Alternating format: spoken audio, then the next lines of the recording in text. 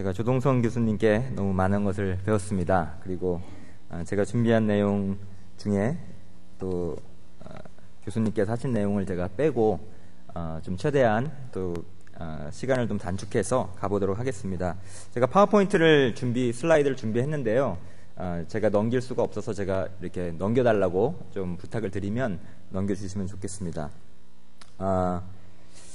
네, 저는 지금 달라스에서만 20년째에 살고 있고요. 고등학생 때부터 달라스에 가족 이민을 와서 찬양 인도자로 그렇게 또 한인교회에서 한어권과 또 영어권 사역을 하다가 ACT라는 또 선교단체를 통해서 Artist in Christian Testimony라는 한 200명 정도 속해 있는 국제 선교단체입니다. 그래서 좀 생소합니다. 예배 선교사 아직 못 들어보셨죠? 예. 저도 개인적으로 하나님을 찬양하고 또 예배하다가 존 파이퍼 목사님이라는 또 그런 분들의 좋은 말씀 통해서 선교가 존재하는 이유는 예배가 없기 때문이다. 아직도 하나님을 예배하지 못하는, 그리스도를 알지 못하는 수많은 민족들이 존재하고 또 그곳에 복음이 들어갔을 때 현지에 교회가 세워져야 되는데 그 교회에서 예배를 드려야 되죠. 건강한 교회가 세워져야 되죠. 그런 부분을 돕기 위해서 또 다양한 많은 곳을 다니면서 모든 민족들이 그리스도를 찬송하도록 돕는 일을 하고 있습니다. 제가 달라스에 있을 때는 킹스리전이라는 팀을 운영하면서 또 각 교회에 속한 찬양 인도자나 그런 예배 목사님들을 또 돕고 네트워크하는 그런 역할을 하고 있습니다. 20년 전에 제가 처음에 달라스에 왔을 때는 OHP를 사용했습니다.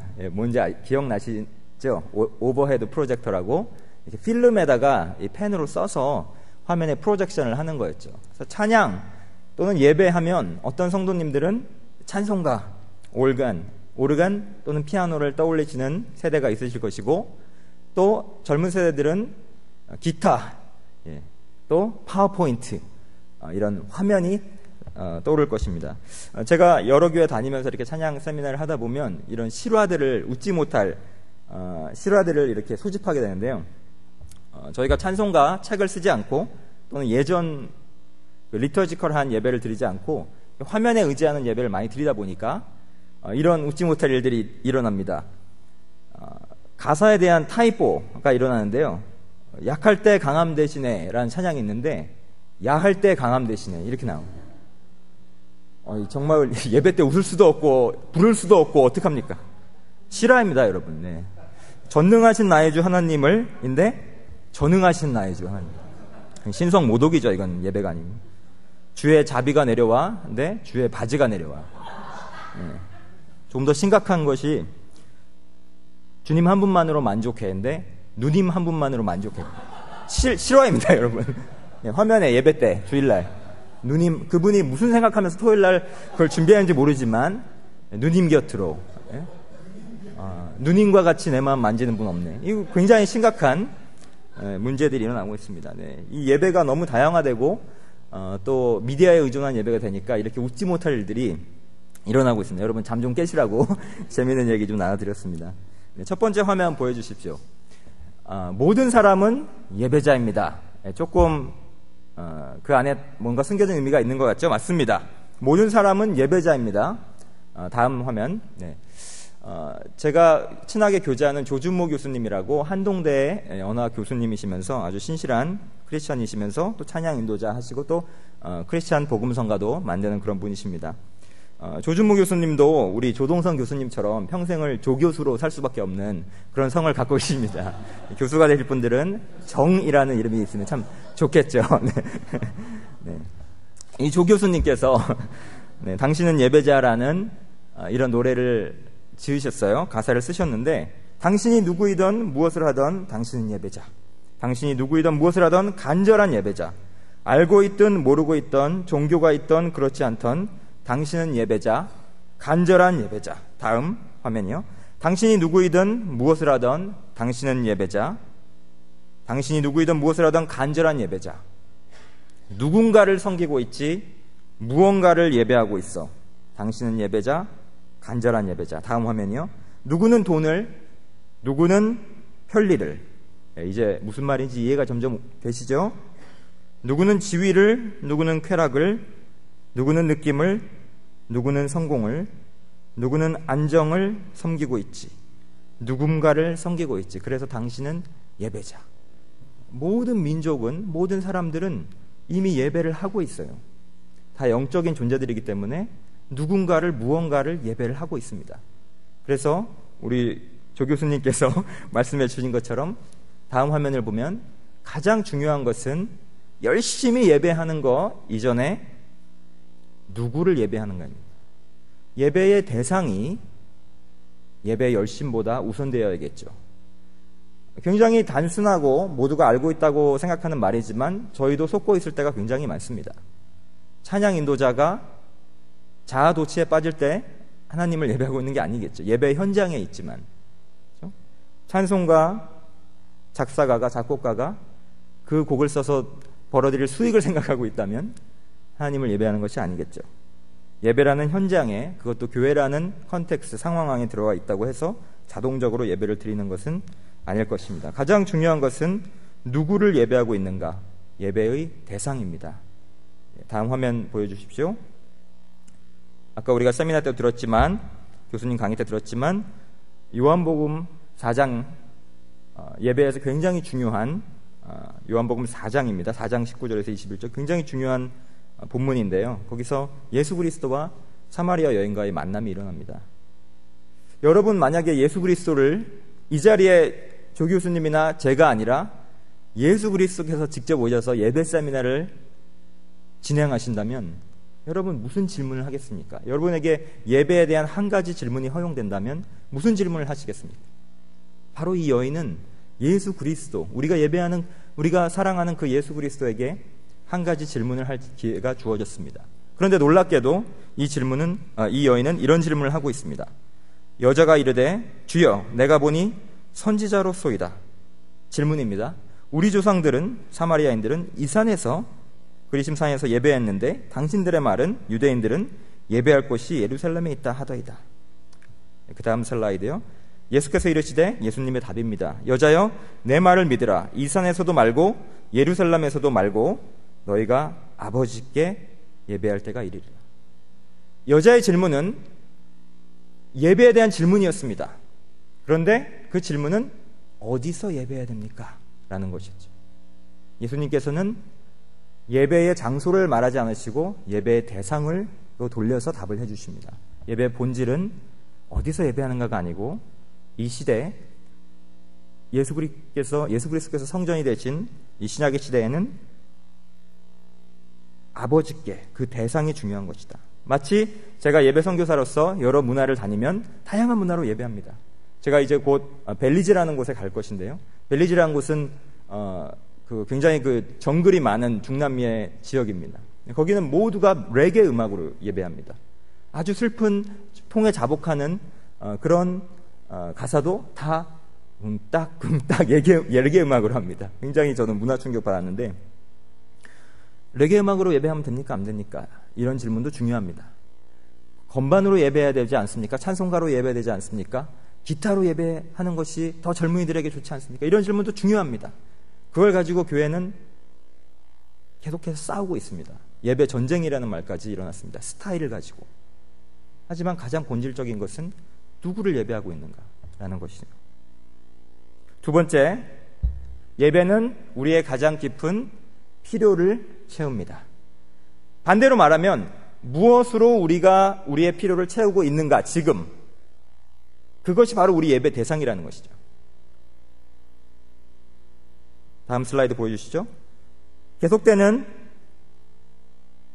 예수님과 사마리아 여인의 대화 속에서 예수께서 이런 말씀하시죠. 이 물을 마시는 자, 우물에서 기르는 물을 마시는 자는 다시 목마르리니와 내가 주는 물을 마시는 자는 영원히 목마르지 아니하리니 내가 주는 물은 그 속에서 영생하도록 솟아나는 샘물이 되리라. 무엇에서 만족을 얻는가? 바로 그 만족의 대상이 예배라는 것이죠. 정말로 솔직히 제가 손들라고 하진 않겠습니다만, 집에 가서 이제 모든 사역 일정을, 봉사 일정을 다 마치고 내가 보고 싶은 프로를 볼 것을 기다리고 있다면 그것으로 내 영혼의 안식을 얻고 있는 거 아닙니까? 날씨가 좋을 때 정말 골프 생각밖에 나지 않는다면 아주 하나님과 비교할 수 없는 그런 것들이지만 사실은 그런 것들이 우리 마음을 뺏기고 있다는 것이죠. 레리 크랩이라는 아주 저명한 크리스천 상담가가 이런 고백을 해요. 자기는 아침에 일어났을 때 본인은 스타벅스 커피 한 잔만큼도 하나님을 갈망하지 않는다. 정말로. 한번 되새겨 보아야 할 의미입니다. 어떻게 보면 우리 주위에 늘 있는 것들이지만 하나님으로 채워야 할 만족을 대신하고 있는 것들이 있지 않습니까? 미디어, 페이스북, 젊은 분들은 SNS, 하나님과 대화할 시간, 말씀을 묵상할 시간, 하나님께 내 마음을 쏟아놓고 주님 옆에 나아갈 시간들을 리플레이스하고 있지 않습니까? 무엇에서 내가 만족을 얻느냐가 바로 예배의 대상입니다. 존 파이퍼라는 목사님이, 저도 예배에 대해서 많이 배웠는데 그분께 미국이 크리스찬으로 살아가기에 가장 어려운 나라다라는 말씀하세요. 미국이 기독교인으로 그리스도를 따르기에 가장 어려운 나라다. 우리에겐 보이지 않는 우상들이 너무나 도처에 산재해 있는 것이죠. 다음 슬라이드를 보겠습니다.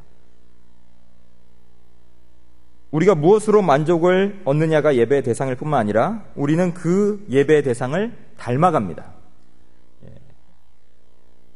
저도 제 아내와 사역을 다니면 단번에 사람들이 알아챕니다. 부부 아니세요? 10년째, 결혼을 한 지 10년째인데 알아차리더라고요. 부부는 닮아간단 말이 있죠. 서로 하도 바라보니까 닮아가죠. 그 다음 슬라이드 보여주시면 시편 115편 8절에 이렇게 말합니다. 우상들을 만드는 자들과 그것을 의지하는 자들이 다 그와 같으리로다. 우상을 만들고 우상을 바라보고 우상을 묵상하면 그것이 무엇이든 간에 점점 그와 같이 이미테이트 되어간다는 것이죠.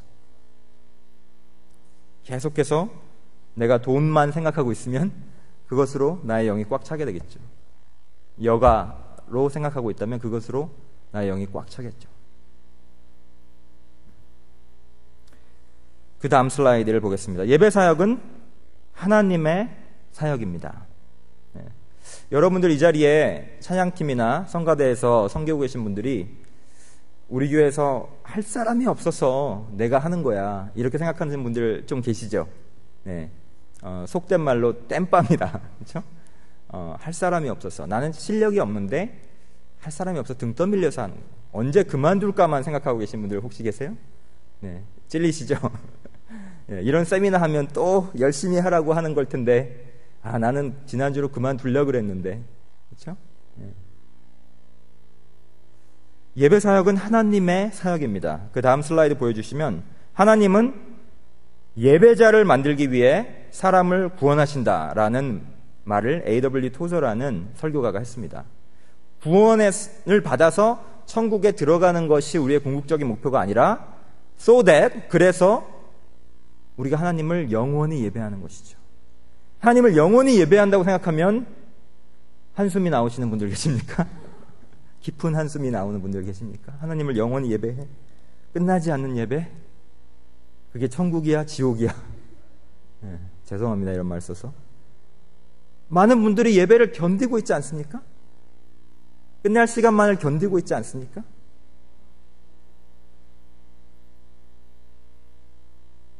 하나님은 예배자로 만들기 위해서 모든 사람을 구원하십니다. 그리고 저와 여러분들을 구원하셨습니다. 그 다음 슬라이드 보시면 아까도 우리 교수님께서 나눠주셨지만 아버지께서는 자기에게 이렇게 예배하는 자들을 찾으시느니라. 진정한 예배 사역은 찬양팀 사역이 아니라 하나님 아버지의 사역입니다. 예배자를 찾아 직접 나서시고 저희들을 초청하셔서 그 사역에 동참케 하시는 하나님 아버지의 원대하신 놀라우신 사역이라는 것입니다. 저는 그래서 찬양팀이나 성가대로 섬기는 분들에게 항상 이렇게 얘기합니다. 여러분, 이것은 특권입니다. You are privileged. 특권이에요. 그렇지 않으면 남들보다 가장 먼저 와야 되죠. 집에 가장 늦게 가야 되죠. 찬양팀은 좀 나요. 왜냐하면은 각 악기가 하나씩 있어요. 그래서 눈에 좀 띄어요. 베이스 하는 사람이 누군지 이렇게 눈에 띄어요. 근데 성가대는 눈에 띄지도 않아요. 왜 하는 거지 내가? 그렇죠? 내 자아랑은 무슨 상관이 있지? 시간이 이렇게 많이 들어가는데.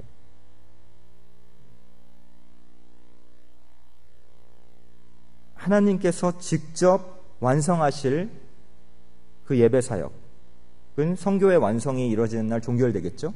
모든 민족이 그리스도를 주라 고백하고 그 발 앞에 무릎 꿇을 때 종결되겠죠. 그리고 우리는 영원히 예배하게 될 것입니다. 그 과정 속에 지금 하나님께서는 저와 여러분을 초청하신 것입니다. 기계같이 돌아가는 사역 속에서 봉사하는 생활 속에서는 그것을 잊고 매너리즘에 빠지기가 너무 쉽겠죠. 예배와 선교는 두 가지 분리된 별도의 이벤트가 아닙니다. 선교사들은 밖에서 열심히 복음 전하고 예배하는 사람들은 그냥 이렇게 앉아서 계속 하나님만 찬양하는 것이 아닙니다.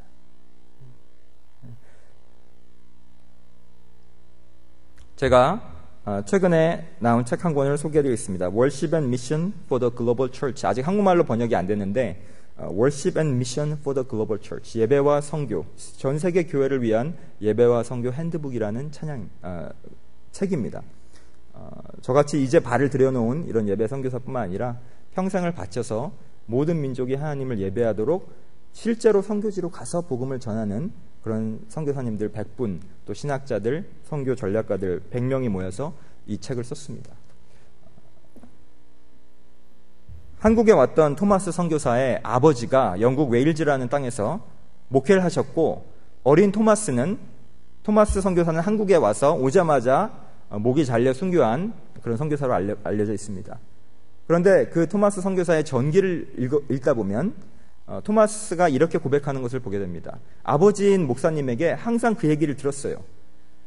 그리스도를 믿고 구원받는 이유는 하나님을 예배하기 위함인데 아직도 예배를 하지 않는 사람들이 전 세계에 이렇게 많으니 우리는 복음을 전해야 한다. 예배와 선교는 실제로 이런 교회에서 드리는 예배와 우리가 복음을 전하는 선교는 별도로 동떨어진 것이 아니었습니다.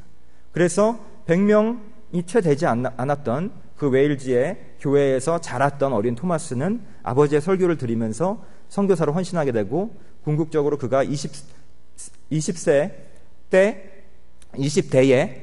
중국을 거쳐 한국에 와서 그 머나먼 땅까지 와서 자신의 목숨을 내려놓는 그런 선교적 삶을 감당했던 것입니다. 우리가 부르는 찬양과 우리가 드리는 고백과 우리가 드리는 예배가 정말 하나님의 그 영광을 바라보는 그 예배라면 그것은 여기서 절대로 고여있지 않겠죠. 우리 주변을 향해, 한인 커뮤니티를 향해, 열방을 향해 흘러갈 것입니다. 그 예배를 우리에게 맡겨주시는 것입니다. 놀라운 특권이지 않습니까?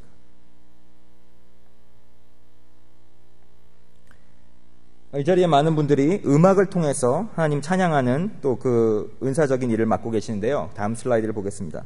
기독교 신앙은 찬양하는 신앙입니다. 어떤 예배 신학자가 이런 말을 했습니다.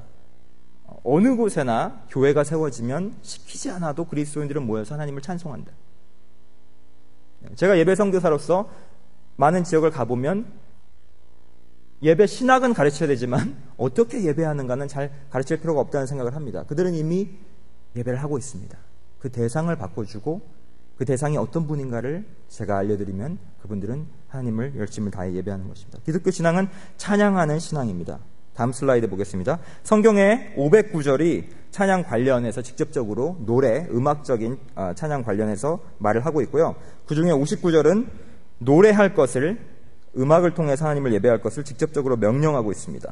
그리고 시편 22편 3절에 보면 이스라엘의 찬송 중에 거하시는 주여, 우리의 찬양할 때 주님께서 임재하신다는 그런 언급과 스바냐 3장 17절에 보면 하나님 아버지께서 직접 우리를 향해 사랑의 노래를 부른다는 표현도 있습니다. 다음 슬라이드 보겠습니다.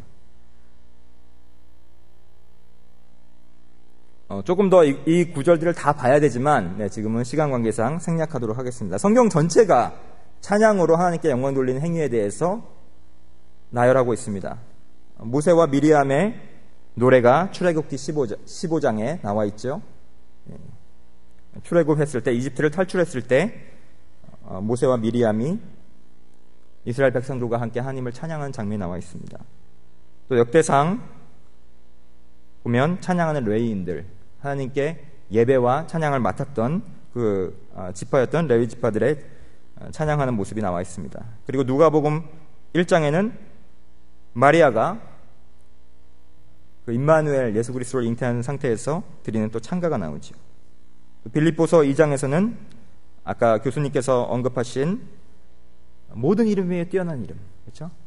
하늘 영광 다 버리고 이 땅에 내려오신 그 그리스도의 성육신과 그 놀라우신 사역을 다룬 내용을 다른 구절이 있는데, 그것은 초대교회가 모였을 때마다 불렀던 찬양으로 알려져 있습니다. 그리고 마가복음 26장 30절에 보면 예수님도 찬송했다는 언급이 있습니다. 예수님도 찬송하셨고, 히브리서 2장 12절 우리가 찬양할 때 예수 그리스도께서 우리와 함께 하신다는 언급이 있습니다. 그리고 바울과 실라가 잘 아시다시피 감옥에 갇혔을 때 찬송함으로써 주님께 예배했던 그런 모습이 담겨 있습니다.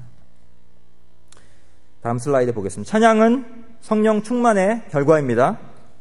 네, 이것도 역시 우리 교수님께서 아까 언급했던 구절인데요. 에베소서 5장 굉장히 중요한 본문이죠. 에베소서 5장 15절에서 18절을 보면 이렇게 시작합니다. 그런즉 너희가 어떻게 행할지를 자세히 주의하여 지혜 없는 자같이 하지 말고 오직 지혜 있는 자같이 하여 세월을 아끼라. 때가 악하니라. 당연한 말이고, 그런데 저는 찬양 인도자로 많은 시간을 교회에서 보내면서 10대와 20대, 30대를 다 보내면서 이 구절이 참 찔렸습니다. 왜냐하면 찬양 사역자들은 참 시간을 허비하는 것 같아요. 찬양을 준비하는 것은 시간을 허비하는 것 같아요. 성가대를 하는 것은 시간 낭비인 것 같아요. 그래서 어떤 교회들은 성가대를 다 없애죠. 그거는 재정과 인력의 낭비고 그분들을 다 봉사자로 돌리는 것이 훨씬 낫겠다. 이런 교회들이 많이 늘어나고 있습니다. 그런데 예배는 거룩한 시간 낭비입니다. 예배는 거룩한 시간 낭비입니다. 귀 있는 자는 들을지어다. 네. 예배는 거룩한 시간 낭비입니다.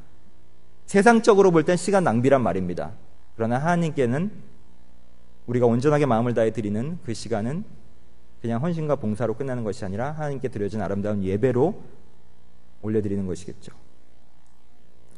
바로 이 본문에서 시간을 아끼라, 때가 악하니라 라고 말하고 있는 이 사도 바울이 성령 충만을 받으라, 그러므로 어리석은 자가 되지 말고 오직 주의 뜻이 무엇인지 깨닫고 술 취하지 말라, 방탕한 것이니 성령으로 충만을 받으라 라는 그 구절 바로 다음에 이렇게 말하고 있습니다.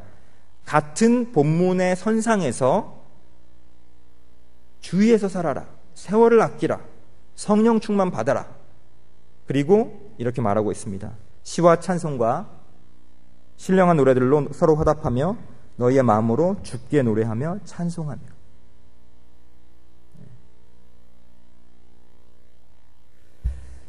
시간을 아끼라, 성령 충만을 받으라, 그리고 찬송해라가 다 한 문맥에 있는 것입니다. 직접적으로 바울이 그것을 가르치기 위하여 이 본문을 쓴 건 아니겠지만 저희가 찬양을 하는 사람 입장에서 이 본문을 볼 때는 그리스도인이 모여서 또는 개별적으로 하나님 앞에 찬양으로 예배하는 행위는 우리 삶에서 아무리 바빠도 꼭 필요한, 또 영원토록 계속돼야 할 굉장히 중요한 행위라고 결론 내릴 수 있다고 생각합니다. 우리가 찬양하는 것은 세상적으로 볼 때는 굉장한 시간 낭비일 수도 있습니다. 하지만 교회의 사명과 교회의 정체성 가운데 굉장히 중요한 행위라는 것입니다. 여러분 그것을 믿으십니까? 그 일을 바로 여러분들이 하고 계신 것입니다. 이곳에 하나님의 영광이 온전히 드러나는, 그리스도의 임재가 온전히 충만해지는 예배를 음악을 통해서, 찬양을 통하여 섬김으로써 이 교회가 온전히 예배하는 공동체가 되게 하는데 여러분들 한 명 한 명이 부름받은 것입니다. 그 사실을 믿으셔야 됩니다.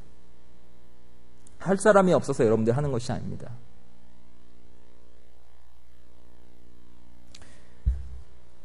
다음 슬라이드 보면 찬양은 성령 충만의 결과이지만 동시에 말씀 충만의 결과입니다. 여러분 다 아시죠?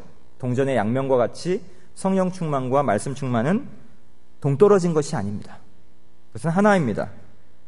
에베소서 5장에서 성령 충만하면 너희가 찬송을 할 것이다 라고 했던 사도 바울이 골로새서 3장 16절에서는 이렇게 말하고 있습니다. 그리스도의 말씀이 너희 속에 풍성히 거하여 모든 지혜로 피차 가르치고 권면하고 시와 찬송과 신령한 노래를 부르면서 감사하는 마음으로 하나님을 찬양하고. 시와 찬송과 신령한 노래로는 똑같지만 그 앞에는 다르죠. 우리가 전에 봤던 말씀은 에베소서에서는 사도 바울은 성령 충만을 받으라고 말하고 있고, 이번에 골로새서에서는 말씀을 너희 안에 충만히 거하게 해서. 실제로 찬송가 또는 성가와 또 복음성가와 경배와 찬양 이런 것을 이렇게 많이 좀 의견의 충돌이 있는 경우에 그런 우려가 있습니다. 이게 성령 충만이냐 감정 충만이냐, 예배에 대한 하나님의 임재에 대한 도취인가 음악에 대한 도취인가. 실제로 경배와 찬양이나 복음성가는 세속적인 팝과 락 형태의 음악을 저희가 그대로 차용해서 하나님께 예배하는데 드리는 것입니다.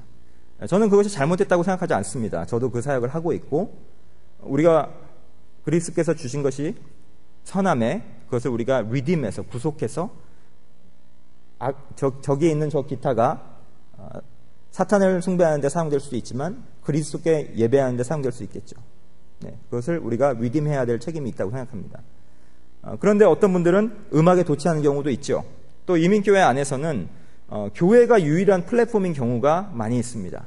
그래서 한국에서 음악을 하셨다거나 또는 음악을 하고 싶은데 무대가 없는 분들이 이 교회 찬양팀 안에 또 많이 들어오게 되죠. 그런 경우를 종종 보게. 저도 사실 그런 입장으로 시작했기 때문에 굉장히 할 말이 없고, 하나님께서 그렇게 저희가 찬양팀에 들어오게 돼도 또 이런 세미나와 훈련과 또 예배를 통해서 저희 마음을 변경해 가시는 것을 보게 됩니다. 실화인데 이런 찬양 인도자가 찬양을 하다가 잠깐 정신줄을 놨는데 이런 일이 벌어졌다고 합니다. 사랑하는 나의 아버지, 사랑하는 나의 아버지, 이름 높여드립니다. 주의 나라 찬양 속에 거하시니 능력의 주께 찬송하세요. 아, 영원히 변치 않을 우리들의 음악적으로는 너무 좋은 연결이잖아요. 그렇죠? 네, 사랑하는 나의 아버지와 그 해바라기의 사랑으로, 그렇죠? 이거는 실화입니다. 네, 어떤 예배 인도자가 잠깐 정신줄을 놨는데 그냥 글로 가버렸대요.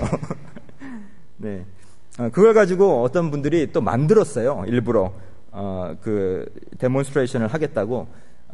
사막의 샘이 넘쳐 흐르리라, 사망의 꽃이 피어 향내 나리라, 그 누가 아무리 자기네 땅이라 우겨도.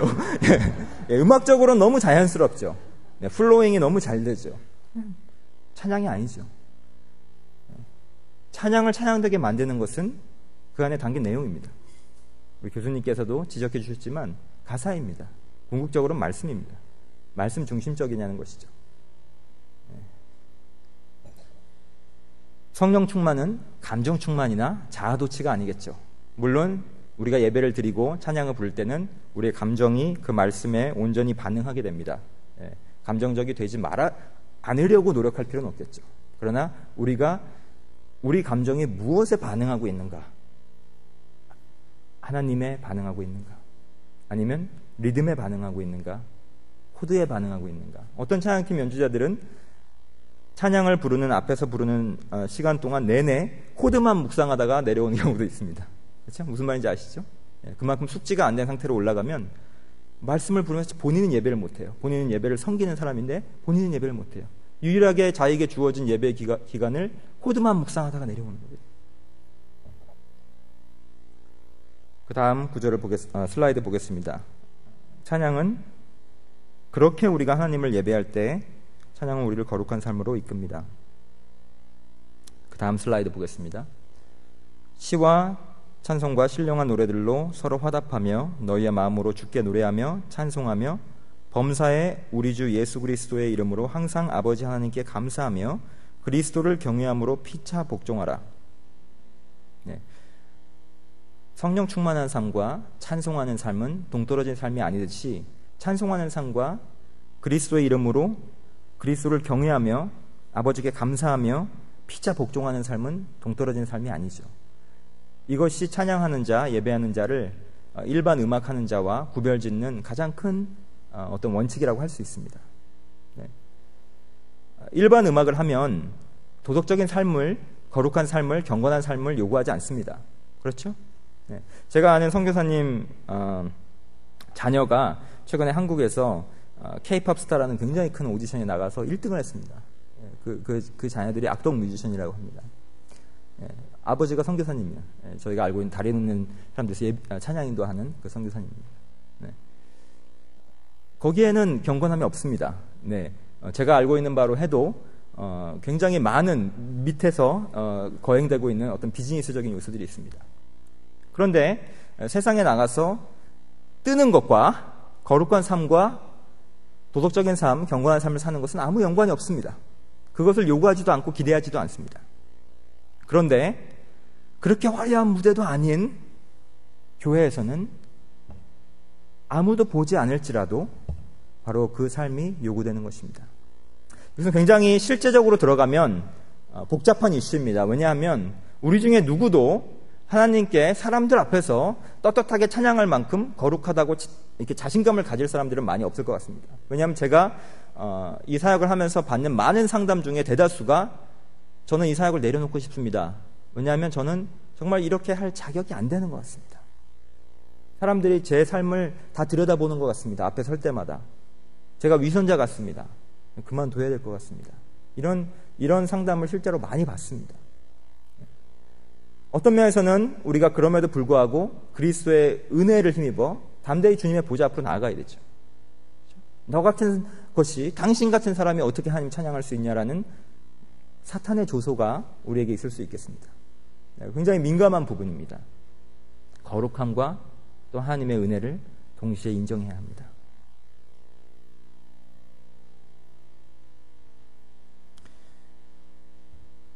그리스도를 경외함으로 피차 복종하라 라는 그 구절을 보게 되면 아까 우리 교수님께서도 신약의 예배는 삼위일체 예배, 삼위일체적인 예배가 되어야 된다고 하셨는데 거기서 나오는 하나의 적용점이 바로 개인이 알아서 예배하고 돌아가는 것이 아니라 더욱더 공동체적인 요소가 발생하게 된다는 것이죠. 예배를 통하여서. 하나님을 예배하다 보면 세상과 나는 간 곳 없고 주님만 보이도다라는 시절이 있죠. 네, 그냥 간격해서 주님만 보이는 것이죠. 그런데 하나님을 계속해서 예배하다 보면 관계가 중요하다는 것을 깨닫게 되죠. 왜냐하면 삼위일체 하나님께서는 영원히 서로 사랑하는 공동체 아니십니까? 그 공동체적인 하나님을 우리가 예배하고 있기 때문에 그 예배를 우리 교회 가운데 온전히 이루려 하다 보면 우리도 서로 사랑하지 않을 수가 없어야 되는 거죠. 형제의 모습 속에 보이는 하나님 형상 아름다워라. 존귀한 주의 자녀 됐으니 사랑하며 섬기리. 하나님만 보이다가 형제, 자매, 집사님, 권사님, 장로님 모습 속에서 하나님 형상이 보이는 거예요. 옆에 있는 분들을 한번 바라보십시오. 하나님 형상이 보이십니까? 하나님 형상이 아름다우십니까? 네. 부끄러운 얘기지만 한국 선교사님들이, 저도 이제 입문 그냥 발을 들여놓은 정도지만 한국 선교사님들이 선교지에서 짐을 싸서 돌아오는 가장 큰 이유가 관계의 문제를 해결하지 못했어요. 동료 선교사와 관계의 문제 때문에. 어떤 분은 이민교회의 역사가 그리스도의 보혈로 세워지는 것이 아니라 분열의 피로 세워졌다, 뭐 그런 말까지 하세요. 찬양팀과 성가대에 함께 세미나를 듣는 모습만 해도 저는 감격스럽습니다. 얼마 전만 해도 가능한 일이 아니었습니다. 찬양팀원들은 주로 청년들로 구성되고 최신 문화에 앞서가는 그런 분들이 어른들을 바라보면서 고리타분하다. 찬송가만 부르냐, 나 은혜가 안 되는데. 성가대에 계신 분들은 찬양팀원들 보면서 걱정하시고, 어떻게 예배가 저렇게 경망스러워, 그렇죠? 지금도 약간 나눠 앉아 계신 것 같은데. 네. 그런데 함께 이렇게 예배 세미나를 들을 수 있다는 것만 해도 너무나 감격스러운 일입니다. 다음 슬라이드 보여주시면 아이색 와츠라는 유명한 그 찬송가 작곡가가 이런 말을 했습니다. 나는 진정 교회를 섬기는 종이 되고 싶고 가장 초라하고 겸손한 그리스도인들이 기뻐할 수 있도록 돕고 싶다. 나는 과감한 은유를 사용하고 싶지도 않고 어려운 단어를 쓰고 싶지도 않으며 이해하지 않고는 부를 수 없는 곡으로 예배자들을 무시하고 싶지도 않다. 예배곡이 찬송가가 성가가 음악적으로 굉장히 퀄리티가 낮아야 된다는 말이 아니죠. 누군가 이런 말을 할 때는 왜 그런 말을 하는지 그리고 그 핵심 논제가 뭔지 우리가 봐야겠죠. 저는 이런 느낌을 받습니다. 아무도 예배에서 소외돼서는 안 되겠다. 성도들이 예배하도록 도와야겠다. 그렇죠? 만약 이런 목회적인 마음이 없다면 99% 내가 좋아하는 노래를, 내가 좋아하는 음악 스타일을 선호하게 됩니다. 그렇죠? 교회 역사상 오늘날처럼 평신도들에게, 평신도란 말도 좀 왜곡되어 있지만 어쨌든 어떤 그 전문 사역자 아닌 사람들에게 찬양 선곡의 권위가 주어진 적이 없었다 그래요. 그 말은 놀라운 특권인과 동시에 엄청난 책임이 우리에게 주어져 있다는 것이죠. 적어도 우리가 어떤 곡을 예배 때 사용하려고 결정한다면 거기에는 어떤 이유가 있어야 된다고 생각합니다. 그리고 우리 성도님들을 향한 배려가 있어야 된다고 생각합니다. 젊은 분들은 우리 교회 권사님도 이 찬양을 부를 때 마음을 다해 주님을 찬양할 수 있을까? 그렇죠? 팝 앤 락 음악은 보통 싱코페이션, 당김음이 굉장히 많은 것이 특징이 않습니까? 네. 우리 권사님들은 따라하고 싶은데 뭐가 휙휙 지나간다. 휙휙 지나가서 뭐 그냥 하려고 그러면 다 끝나버렸다고 이런 말 하시고, 그렇죠? 또 성가대 찬송가를 부른다 해도 왜 우리가 그것을 마음을 다해서 부를 수 없습니까? 왜 그거를 그냥 발표하듯이 부르야 합니까? 그렇죠? 예배에서 소외되지 않는 그 예배의 문이 활짝 열렸습니다. 교수님께서 가르쳐 주셨듯이 남자나 여자나 유대인이나 헬라인이나 이방인이나 신분의 차별 없이 예배의 문은 활짝 열려 있습니다. 그리스도를 주라 고백하는 누구나 언제 어디서 예배를 드리나 상관없습니다. 우리 예배는 그리스도 외에 배타적입니까? 어떤 스타일이나 내가 선호하는 그런 예배 스타일 때문에, 형식 때문에 사람들을 예배에서 제외시키고 있지는 않습니까? 다음 슬라이드 보겠습니다. 이제 거의 맞춰갑니다. 조금만 힘을 내주십시오. 헌신은 우리 한번 같이 읽어볼까요? 시작! 헌신은 헌신의 대상만큼 강력합니다. 우리가 무엇에 헌신할 때, 이것은 제가 한 말이 아니고 존 맥스웰이라는 그 리더십의 대가, 또 목사님이시기도 한데 이분이 이런 말씀하셨습니다.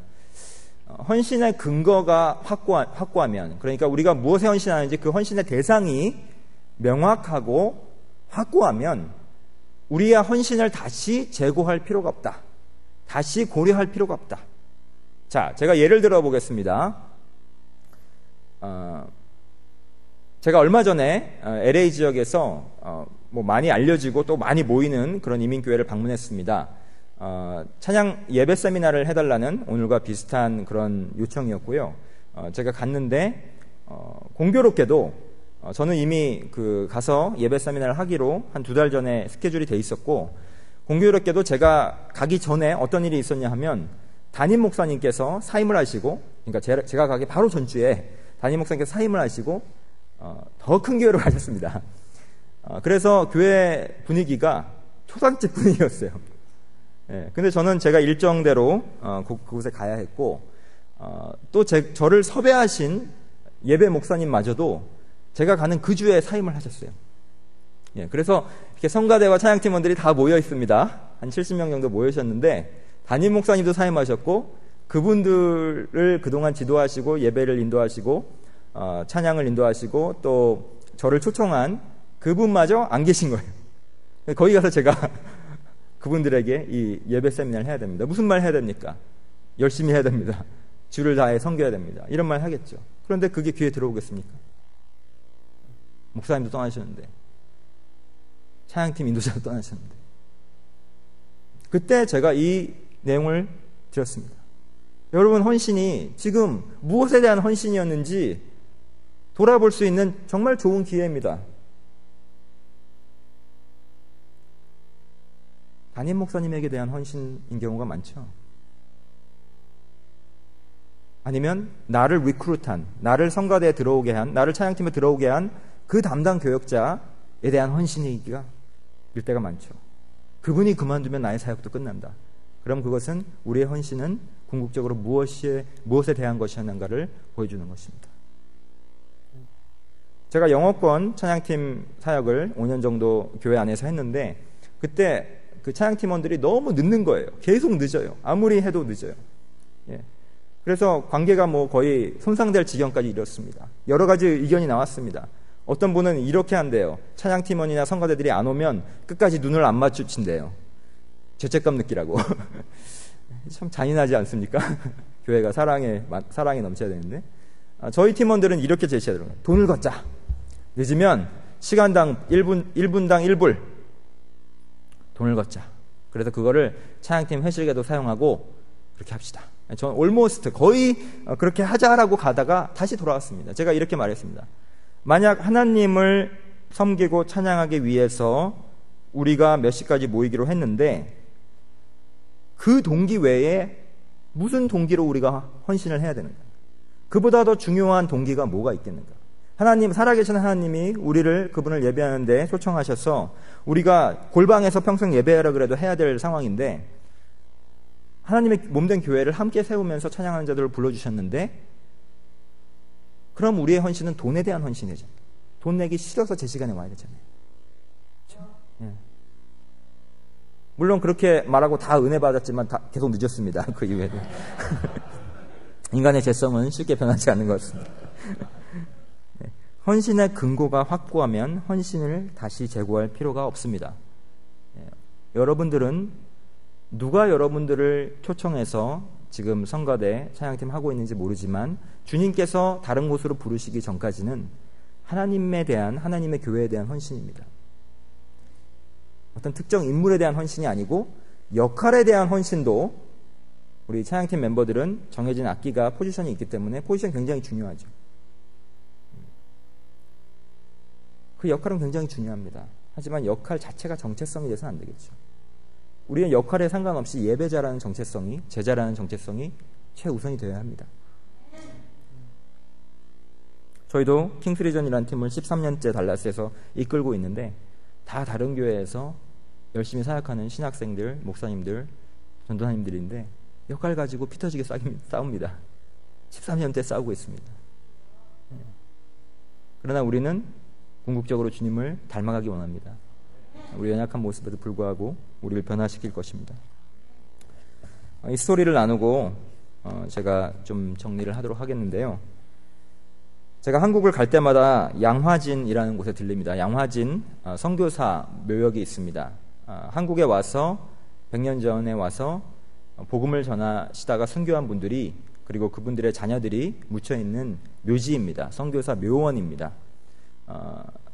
그곳에 가서 저는 생각합니다. 도대체 무엇이 이들로 하여금 요즘에는 이렇게 13시간, 12시간만 앉아있으면 대륙을 횡단해서 바다를 건너서 그곳에 갈 수 있지만 당시에는 3개월에서 6개월을 배를 타고 가야 되는 그 미전도 종족, 알려져 있지도 않았던 조선이라는 나라에 왜 이들은 젊은 나이에 왔을까? 저는 그것이 참 궁금합니다. 어떤 사람들이 레디컬한 어떤 그런 극단적인 헌신을 하는 모습을 보면 그 헌신의 원동력은 무엇일까가 굉장히 궁금해집니다.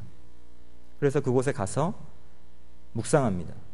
그곳에 가면 어린 자녀들, 선교사 자녀들만 묻혀있는 또 묘원이 있습니다.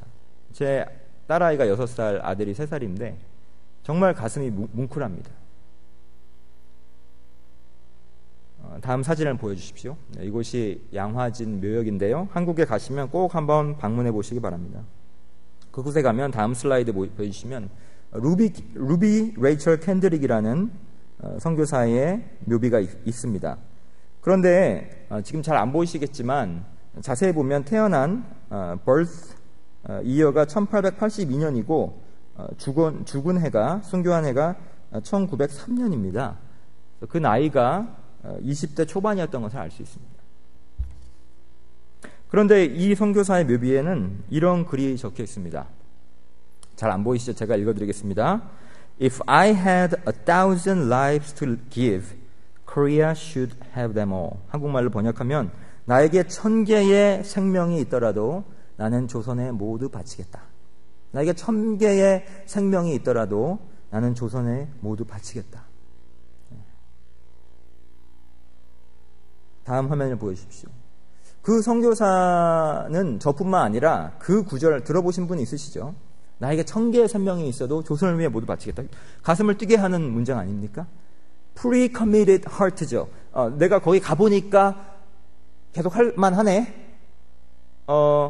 힘들어서 안 되겠다. 짐 싸가지고 가야겠어. 이게 아니라 이미 그 마음은 나에게 1000개의 생명이 있어도 한 번 죽는 거 아무것도 아니야. 1000번 죽어도 난 거기서 그 일을 하겠다. 라는 강력한 소명의식이 있었던 것이죠. 제가 궁금해서 이 선교사에 대한 조사를 하기 시작했는데 많은 자료가 없었습니다.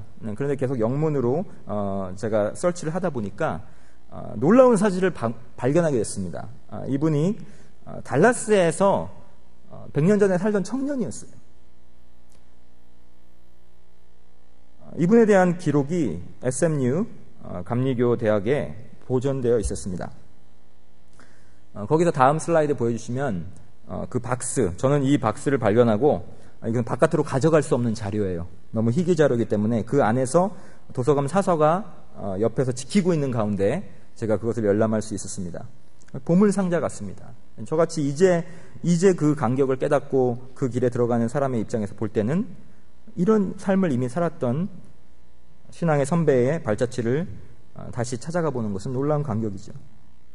이 박스 안에 그 루비 캔드릭이라는 그 젊은 선교사, 조선에 와서 자기 생명을 바쳤던 1000개의 삶에 있어도 다 바치겠다고 했던 그 젊은 선교사의 삶이, 기록이 다 담겨 있었어요. 그리고 그뿐만 아니라 100년 전 달라스에 살았던 청년들의 모임, 달라스에도 우리 투게더라는 연합 모임이 있고 또 그 주도하시는 우리 간사님들 여기 와 계신데 그런 모임이었습니다. 근데 그 예배의 열정이, 찬송의 열정이 텍사스 땅 안에서, 달라스 땅 안에서 머물지 않았어요. 그것이 연료가 되어서 열방을 향해 흩어졌습니다. 그 안에 열어보니까 많은 자료들이 있었는데 그 루비 캔드릭이 한국에서 풍토병에 걸려서 사망하고 입었던 수의 조각, 그 관을 덮었던 천 조각도 있었습니다. 놀라운 것은 이 죽음을 통하여서 13명의 달라스에 있던 백인 청년들이 더 한국으로 헌신하여 선교사로 나갔다는 거예요. 그들은 잘 알려져 있지 않지만 루비 캔드릭의 죽음을 통하여서 다시 헌신하게 되었습니다. 그 안에서 저는 루비 캔드릭이 직접 한국에 있을 때 달라스의 청년들에게 보낸 편지를 찾게 되었습니다. 그 편지가 굉장히 길기 때문에 다 나눌 수 없지만 일부를 나눠보도록 하겠습니다. 루비 캔드릭이 죽기 한 달 전에 조선에서 달라스에 있는 청년들에게 보낸 편지입니다. 저에게 선교사의 삶의 기쁨이 얼마나 큰지 설명할 단어들이 있었으면 좋겠습니다. 주님께서 있으라고 한 곳에 있는 것에 비교할 만큼 더 기쁜 삶은 없을 것입니다. 누군가 이렇게 말하죠. 치러야 할 희생은요. 맞아요. 저도 그것들에 대해 생각해 봤습니다. 그것들은 너무 많고 너무 크지요. 다음 슬라이드. 하지만 지금 그것들은 어디 있나요? 주님이 주시는 보상에 비해 그것들은 너무 작고 사소하답니다. 제가 잠시라도 머뭇거린 것이 얼마나 창피한지요. 선교회 여러분, 달라스 청년 선교회 여러분, 만약 주님께서 당신을 추수할 곳으로 부르신다면 내가 여기 있습니다. 나를 보내소서라고 빨리, 기쁘게, 그리고 온 마음으로 응답하세요. 다음 슬라이드. 한국에는 추수할 것은 많고 일꾼들이 너무 적습니다. 여러분들이 10수명씩, 20명씩 이곳으로 올 것을 부탁합니다. 나에게 1000개의 생명이 있더라도 저는 한국을 위해, 조선을 위해 모두 바칠 것입니다.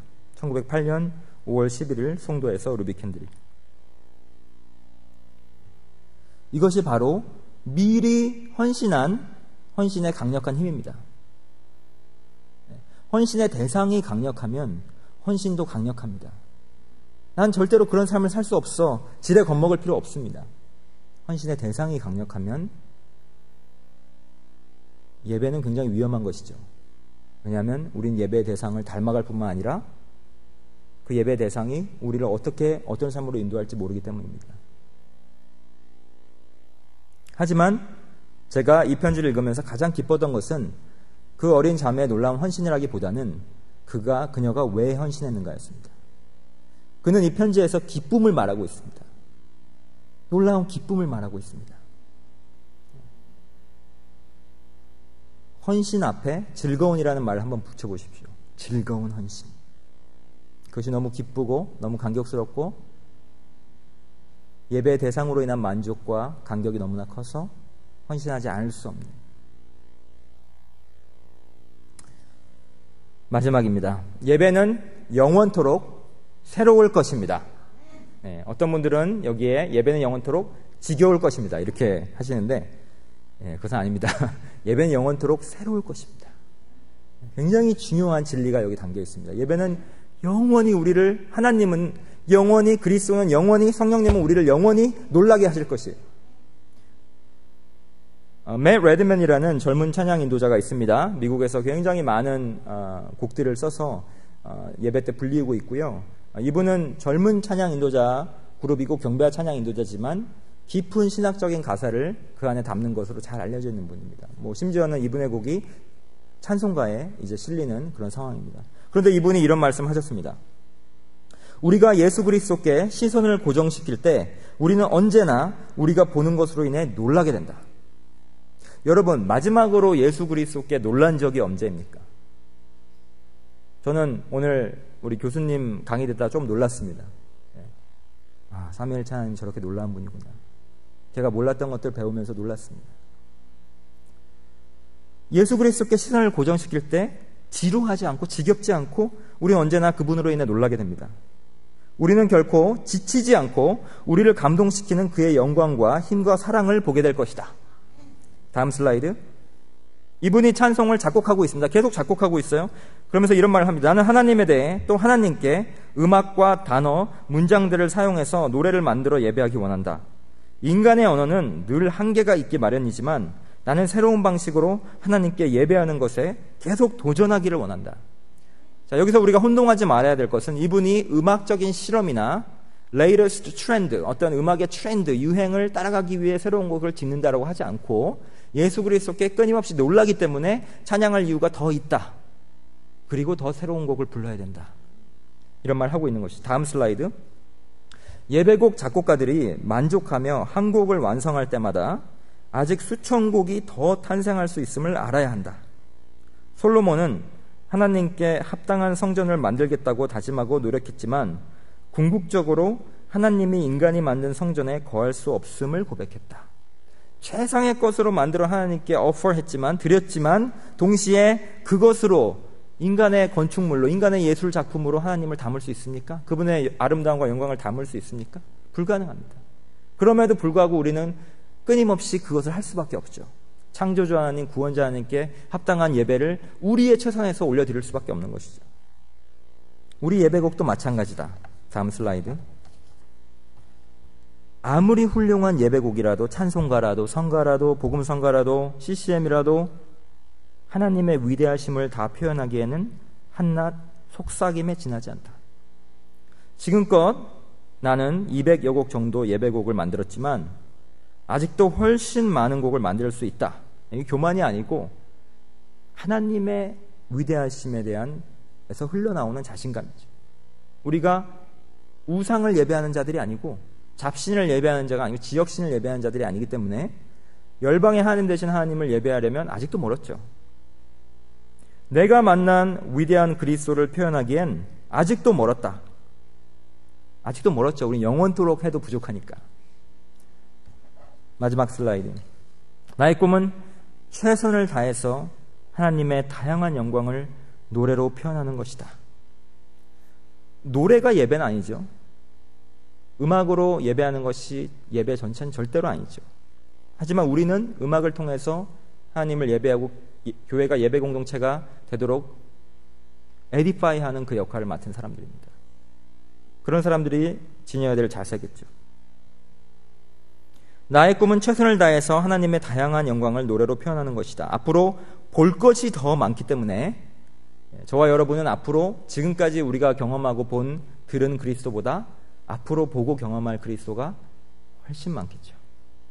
앞으로 볼 것이 더 많기 때문에 노래할 이유도 더 많을 것이다. 나는 우리가 함께 크신 하나님을 향한 노래로 지역교회들을 가득 채우기를 원한다. 주님을 찬양할 한 가지, 두 가지, 세 가지가 아니고 10,000가지 이유가 더 있다. 만입이 내게 있으면 그런 찬양도 있잖아요. 입이 한 개란 너무 부족합니다. 우리가 갖고 있는 노래는 부족합니다. 우리가 갖고 있는 노래들도 새 노래가 될 수 있습니다. 우리가 새로운 마음으로 노래하면. 그렇죠? 맨날 부르는 찬양 그게 그거지가 아니고 성경은 말하고 있죠. Sing to him a new song. 새 노래로 노래하라. 새 노래는 latest song일 수도 있지만 근본적으로 새로운 마음으로 주님께 올려드린 노래라고 믿습니다. 우리 시간 제가 기도하고 우리 목사님께서 계속 이어가시겠습니다. 하나님,